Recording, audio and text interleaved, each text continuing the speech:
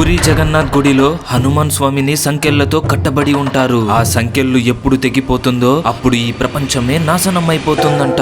మనల్ని కాపాడే హనుమాన్ స్వామి మీకు ఇష్టమైతే జై హనుమాన్ అని కామెంట్ చేయండి. ఆ కాలంలో పూరి జగన్నాథ్ గుడి సముద్రపు ప్రవాహం వల్ల అప్పుడప్పుడు మునిగిపోతుండేనంట.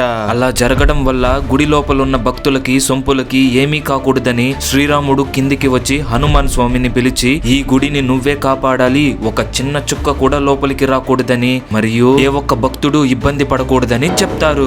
అలా కొన్ని రోజులు గడిచిన తర్వాత శ్రీరాముడు ఆ గుడిని చూస్తే ఆ గుడి భయంకరంగా నీటిలో మునిగి ఉందంట. అప్పుడు శ్రీరాముడికి కోపం వచ్చి ఈ చోటు నుండి అస్సలు నువ్వు కదలకూడదు అని హనుమాన్ స్వామిని సంకెళ్లతో కట్టేస్తారు. కట్టడమే కాకుండా ఈ గుడిని కాపాడడం నీ బాధ్యత మరియు ఇక్కడే ఉండి కాపలా ఉండాలని చెప్తారు.